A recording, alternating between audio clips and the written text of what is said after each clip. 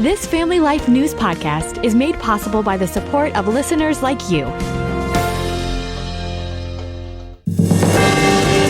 It's the Noon Report from Family Life, bringing a Christian worldview to what's happening in New York, Pennsylvania, across the country, and around the world. Weather with Kevin Williams, plus special features and reports with the Family Life News team.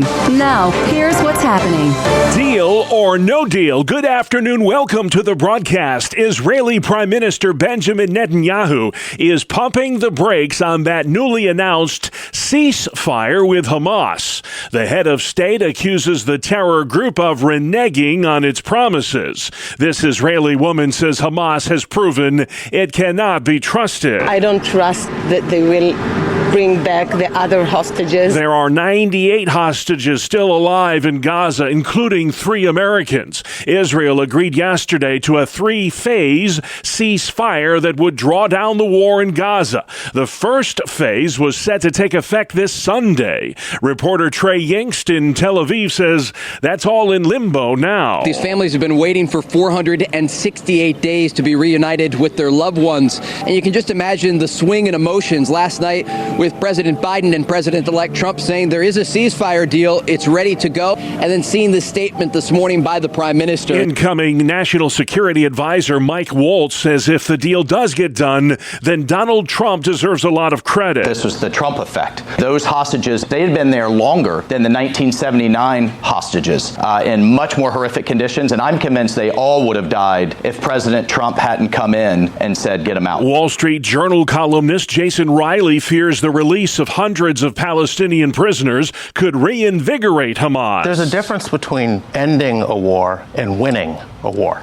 And one of the concerns here is that Israel could end this, but without defeating Hamas completely. Overnight, 20 more deaths reported in Gaza. Hamas militants fired rockets into Israel. Let's head outside next. If you think it's cold right now, well, as they say, you ain't seen nothing yet. Looks like the coldest air mass of the season to date. The Arctic Express, it's left the station, and its next stop next week will be the northeastern United States. Meteorologist Kevin Williams says some of the coldest air we've seen in a decade arrives starting Sunday. President Biden bid farewell to the nation last night in a primetime speech from the Oval Office. My eternal thanks to you, the American people. After 50 years of public service, I still believe in the idea for which this nation stands. Now it's your turn to stand guard. May you all be the keeper of the flame.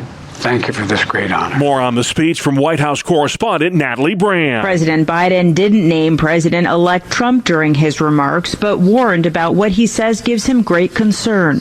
Today, an oligarchy is taking shape in America of extreme wealth, power, and influence that literally threatens our entire democracy. The president, who is also a U.S. Senator for 36 years, touted major legislative wins during his single term in the White House, from a bipartisan infrastructure bill to the Inflation Reduction Act, considered the largest investment in clean energy. The rest of the world is trying to model it now. Natalie Brand, Washington. Montana Congressman Ryan Zinke thinks history will not be kind to President Biden. I can't think of one thing that President Biden did well. When you look at Afghanistan, the border, on and on and on, there isn't one success. Media critic Joe Concha. I think it will be that we just witnessed the worst administration and presidency in our lifetime. Biden leaves office with the lowest approval rating of any president in more than 15 years. The latest CNN survey shows just 36% of the American people support the job he has done. Confirmation hearings continue today for 4 more of President-elect Trump's cabinet picks. They include South Dakota Governor Kristi Noem for Homeland Security and former New York Congressman Lee Zeldin for EPA Administrator. It's also another day of contentious hearings for Attorney General nominee Pam Bondi. She got into it yesterday with Connecticut Senator Richard Blumenthal. You have to be able to say Donald Trump lost the 2020 election. You dodged that question. You said that I have to sit up here and say these things. No, I don't. I sit up here and speak the truth. Bondi vowed, if confirmed as the nation's top law enforcement official, she will de-weaponize the Justice Department. Legal scholar Carrie Urbine. I think Pam Bondi is knocking it out of the park. Being an attorney general is a unique mixture of law and politics. Bondi was Florida's first ever female attorney general and defended Trump at his first impeachment trial. House Speaker Johnson is removing the Republican chairman of the House Intelligence Committee. He's Ohio Congressman Mike Turner, and apparently he has found himself at odds with President-elect Trump on key issues. He told me Speaker Johnson called him into his office and said, "You're fired. There are concerns from Mar-a-Lago." In other words, Donald Trump, the president-elect, told Mike Johnson to fire the man overseeing the intelligence community who has access to some of the nation's greatest secrets. Correspondent Margaret Brennan. President-elect Trump reportedly considering an executive order to save TikTok from the chopping block. He wants to suspend enforcement of the TikTok ban or sale law by 60 to 90 days. It's to buy time to work out a sale or some other solution. The Chinese-owned app is scheduled to be banned in this country starting Sunday. In the fight against the fires in Southern California, Mother Nature is cooperating for now. Calmer winds allowing crews to get a handle on those devastating LA wildfires. Reporter Tom Hansen says time is not on their side, however. The reprieve is going to be short-lived. The National Weather Service says that early next week, the Santa Ana winds could come back, particularly on Monday. The Palisades and Eaton fires are still less than 50% contained. 80,000 people still under evacuation orders. 30 people are missing. The death toll stands at 25. At Cape Canaveral last night, Blue Origin's massive 320-foot-tall New Glenn rocket blasted into space, much to the delight of Jeff Bezos' space exploration team.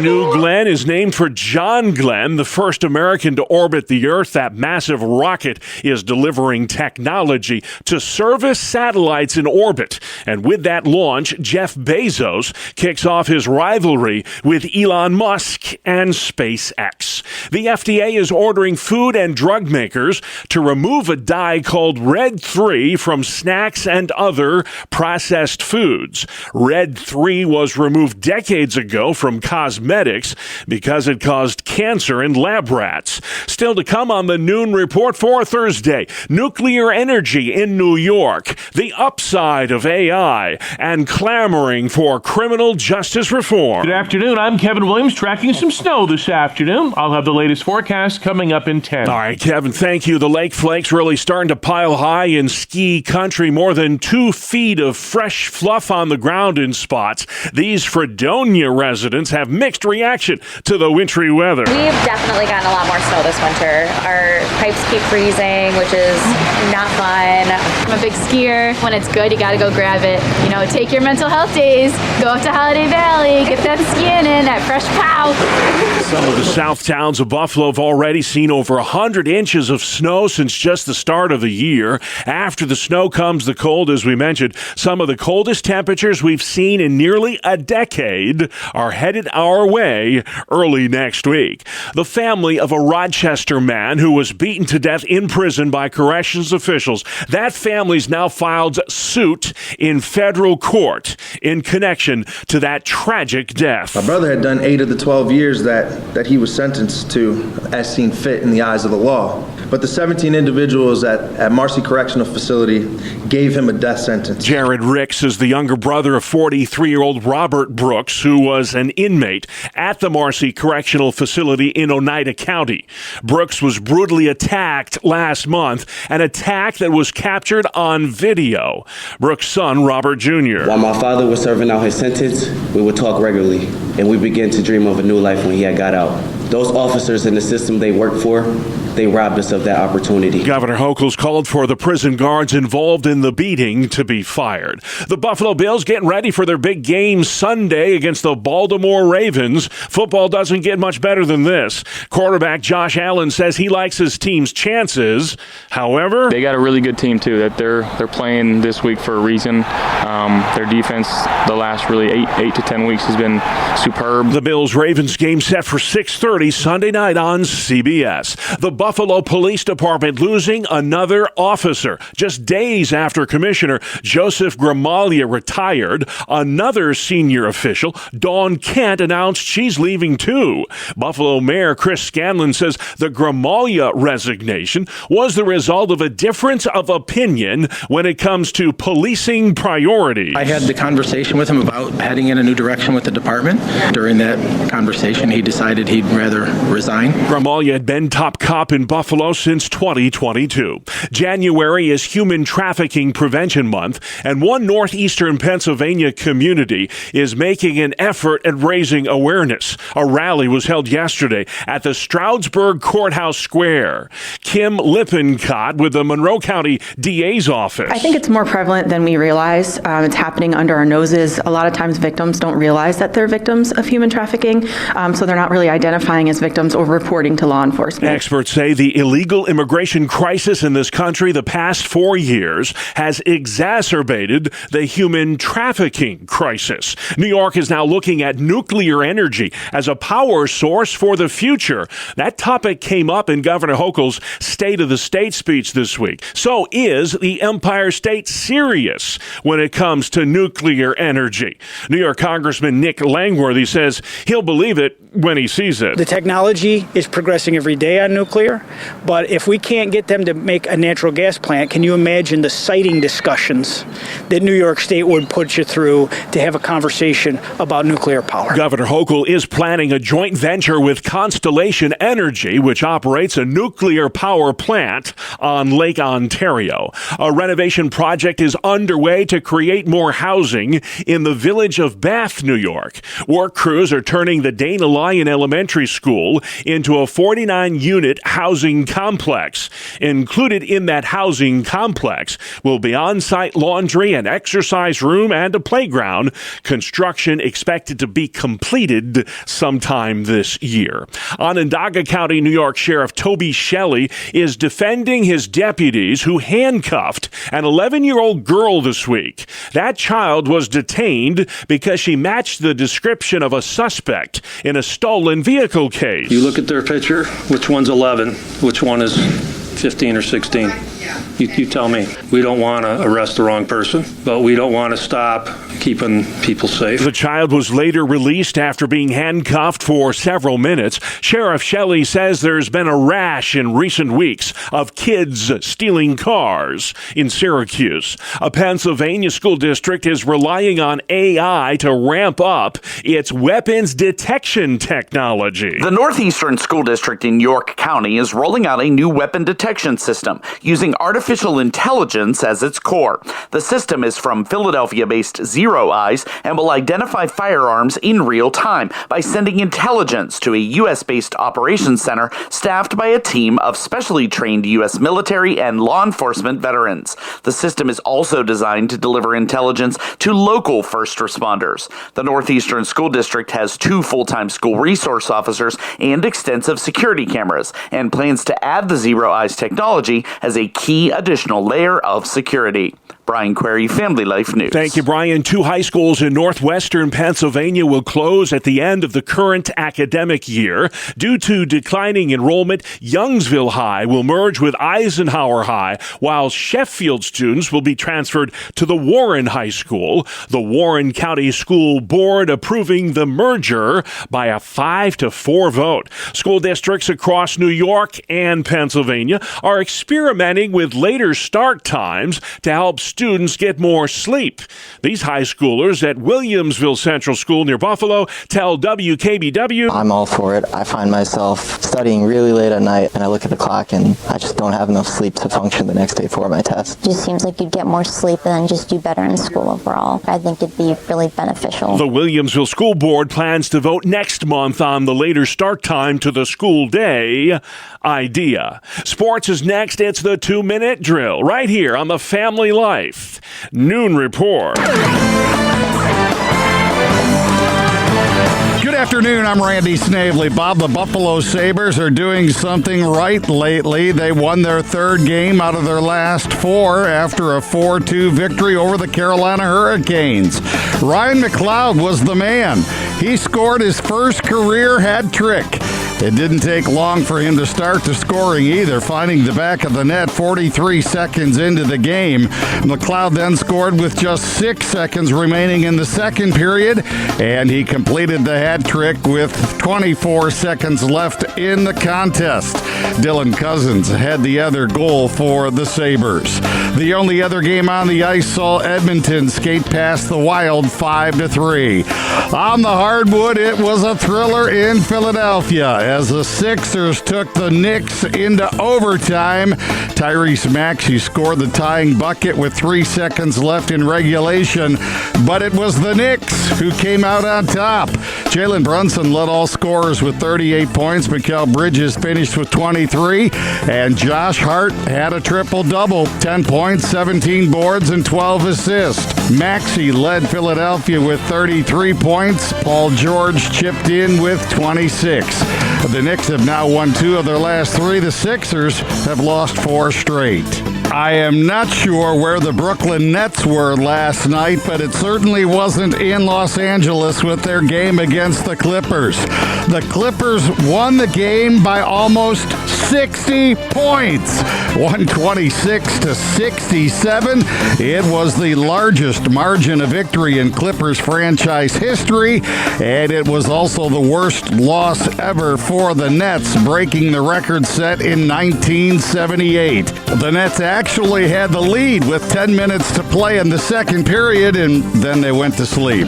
Also picking up wins, the Raptors, Hawks, Bucks, Pelicans, Grizzlies, Rockets, Hornets, Warriors, and Lakers. That is a look at sports. Thank you very much, Randy. Still to come on the Noon Report, Biden bids farewell. Another jam-packed day of confirmation hearings and deal or no deal. The latest on truce talks in the Middle East. Welcome to Breakpoint, a daily look at an ever-changing culture through the lens of unchanging truth.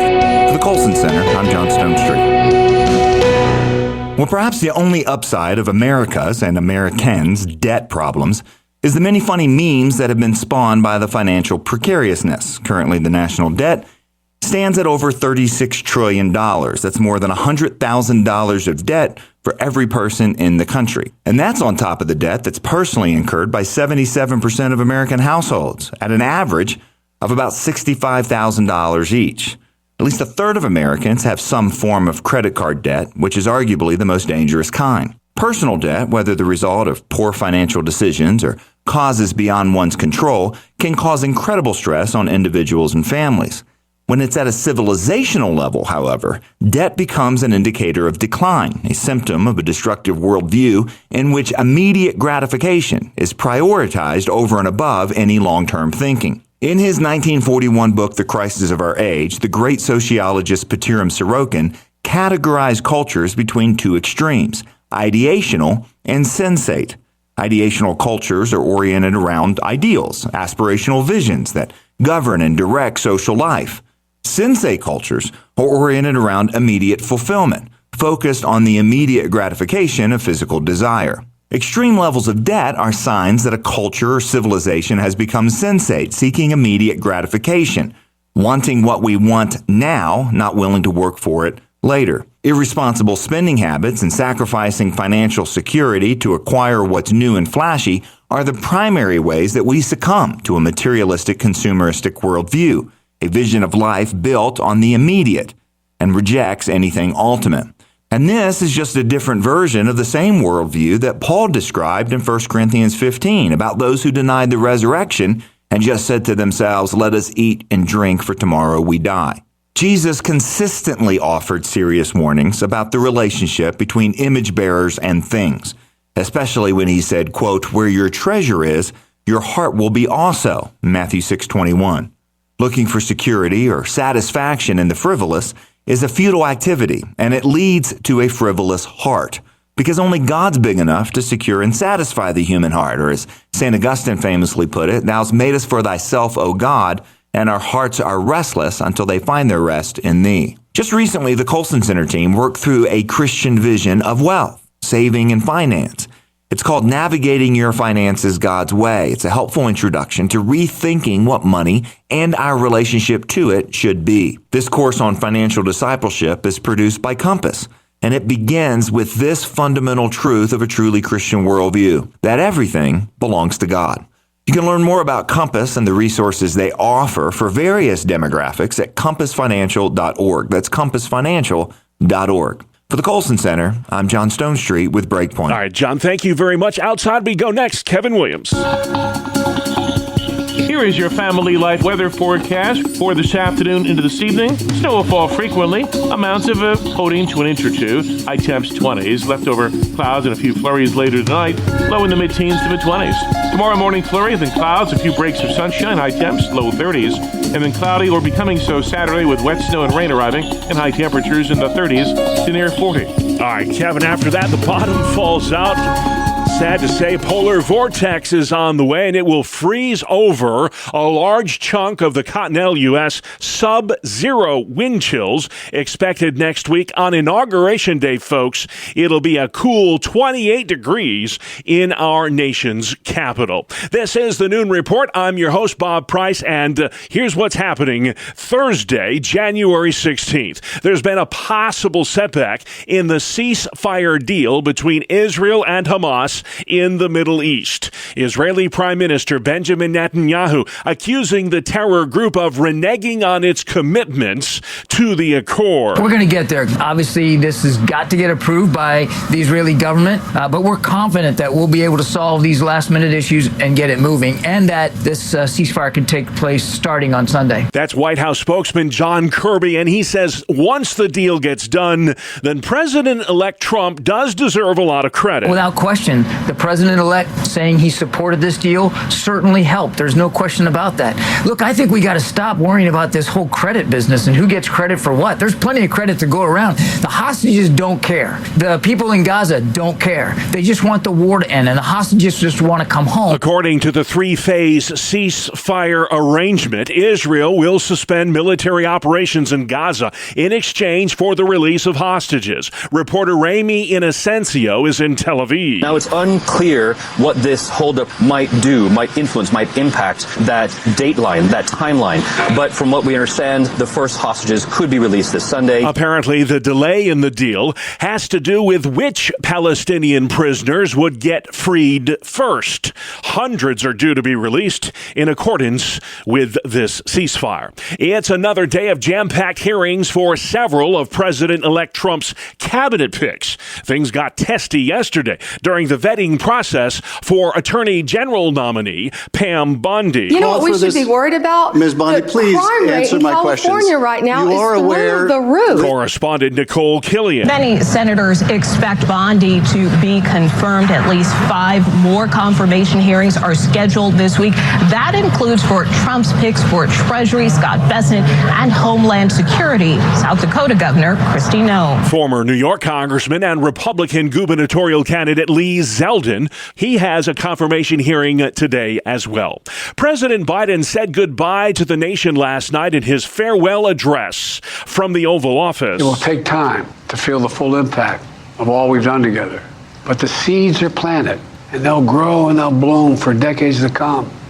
And I wish the incoming administration success, because I want America to succeed. In his speech, Biden warned of dangerous oligarchs that are gaining a foothold in our democracy. Ed O'Keefe continues our coverage from the White House. That warning comes as President-elect Trump is preparing to give Elon Musk, the richest man in the world, power to slash the federal bureaucracy.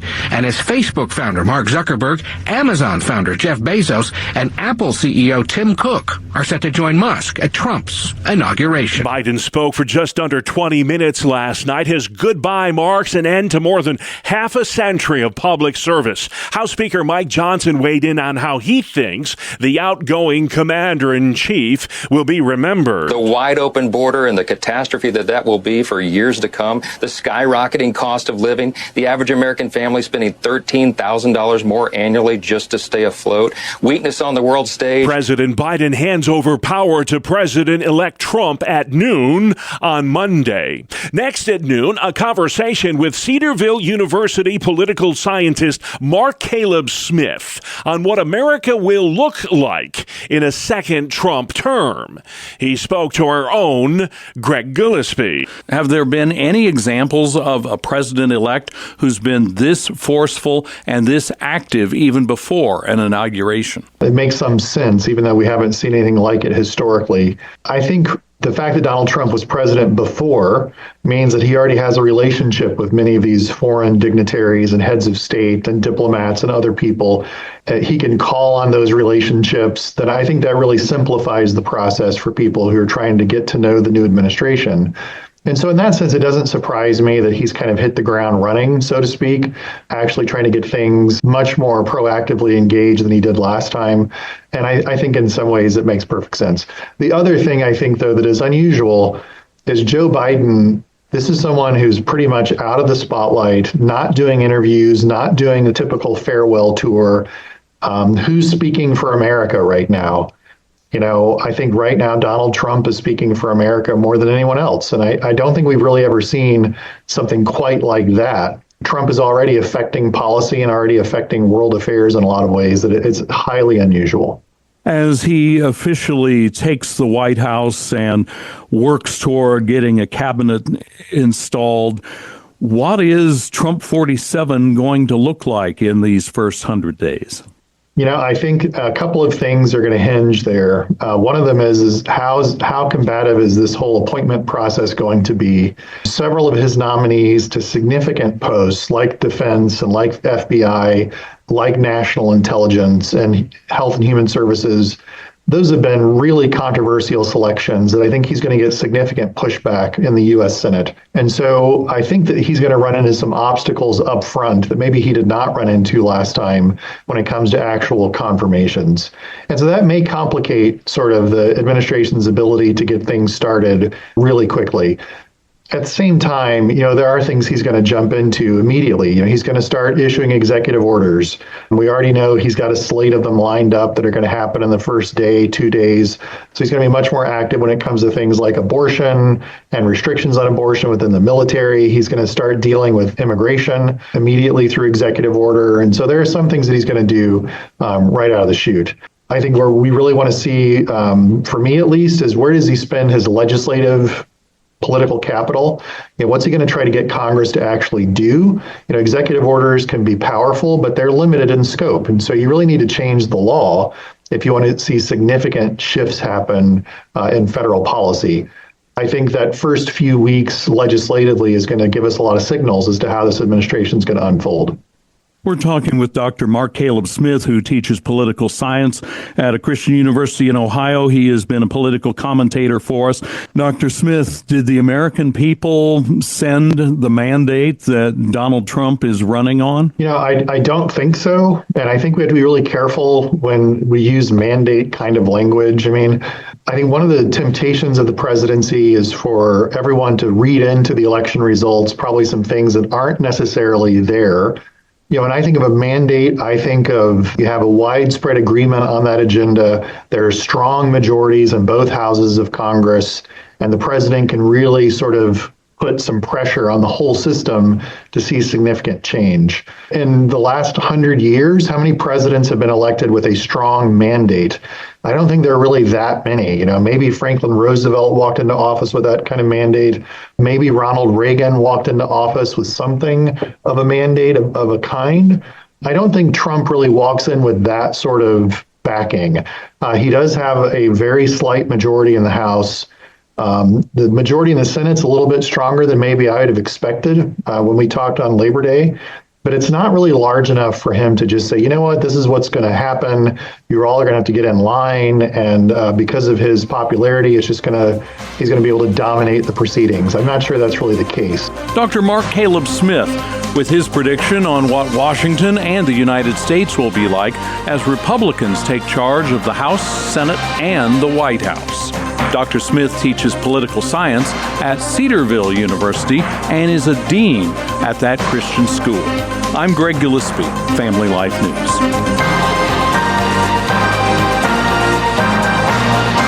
All right, great stuff. Thank you very much, Greg. You can listen to and share this feature as well as all our original podcasts at Apple Podcasts, Spotify, YouTube, or FamilyLife.org. Good afternoon. Here is your Family Life regional weather forecast. We've got some snow crossing the area this afternoon into tonight as a weak disturbance passes through. The amounts of snow will be slight. A more potent system comes in Saturday with snow and rain. We'll watch the coast for a possible storm Sunday that looks mostly far enough east to spare us, but not necessarily for sure. But what is seemingly certain, a bitter blast of air arriving Sunday and Monday, intensifying Tuesday and Wednesday. For this afternoon into this evening, snow will fall frequently, amounts of a coating to an inch or two, high temps 20s, leftover clouds and a few flurries later tonight, low in the mid-teens to mid-20s. Tomorrow morning flurry, then clouds, a few breaks of sunshine, high temps, low 30s, and then cloudy or becoming so Saturday with wet snow and rain arriving and high temperatures in the 30s to near 40. All right, Kevin, great work as always at the Weather Center. Finally at noon, baseball. Hard to think of baseball in the middle of winter, but a minor league baseball team in Binghamton, New York is making waves when it comes to its team mascot. Now, typically, minor league baseball teams have very quirky mascots, like the Binghamton Rumble Ponies, for instance. But that Double-A farm team for the New York Mets is about to get even more quirky, or quirkier, if that's the word. During 2 games this summer, they'll be known as the Binghamton Bathtub Donkeys. Yeah, that's right. Bathtub Donkeys. General Manager Richard Tylicki. More people will know about the Binghamton Rumble Ponies or Binghamton Bathtub Donkeys. They'll probably go to the atlas and look at where Binghamton is located. So it's good for our team. It's good for the community. Win-win for everyone. The first ever Binghamton Bathtub Donkeys baseball game set for June 28th against the Portland Sea Dogs. Mark your calendar. And that's our world. The world we live in. Thursday, January 16th. I'm Bob Price. Family Life News. You've been listening to the Noon Report, heard weekdays on Family Life. Thank you for listening.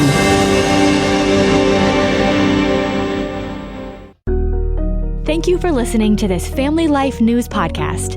If you've been encouraged by what you've heard, please share it with others and click the subscribe button to automatically receive future episodes. Family Life is a listener-supported ministry. Podcasts like this are made possible by your financial partnership. Find out more at familylife.org.